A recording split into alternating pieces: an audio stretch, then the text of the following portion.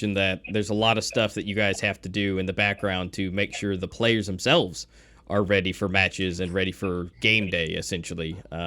What are some of those things you guys have to do to make sure the players are ready and in their seats, ready to go?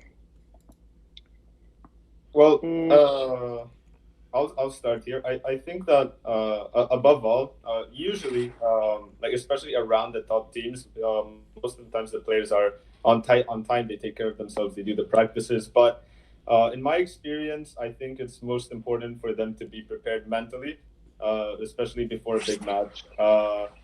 I've had a lot of times where I had to, maybe speak to a player. I don't know, maybe he wasn't ready for the big stage. It was his first time, or maybe he just had certain doubts. And sometimes it just takes talking to someone. So your players can be as well prepared in game as you can ask for. But if they're not ready mentally, not ready for the pressure of a big match, then most of that brute hard work isn't going to mean much. So, yeah, making sure the team chemistry is there. No arguments, all beefs aside, even if for 30 minutes or however long the match is. So yeah, definitely mental preparation for me at least. Those are Yeah, the things that go into it. for me as well. I have not much to add to that, but like I like to do like a little pep talk prior to the match, just to hype them up, just to make sure they are feeling confident going into the match. I think that's the best you could do for your players in that case.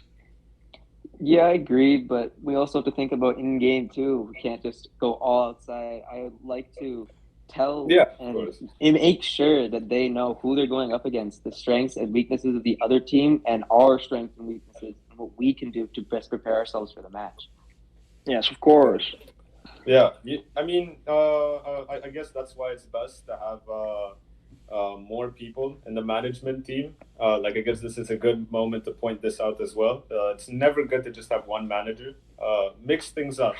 People have different specialties, so really try to diversify your management team. Don't leave everything to one person. It's not easy either. I You just totally agree with burn that. Yeah, someone out. Like I'm speaking try. from experience. Like when the manager gets burnt out, the passion slowly fades, and I don't think that's in any team captain's interest or general leader. For sure not. We Yeah, also yeah. can't forget about coaches and analysts Of and how course. important they are to the team. They're really important to the team. Of course, Yeah. I they think make that, the that's a huge thing because you've got all these different people from all different areas, and being able to keep their mind on track. Like you said, you're preparing them, giving them pep talks before the matches, and I really like the details of you're really going up who they're going up against, right?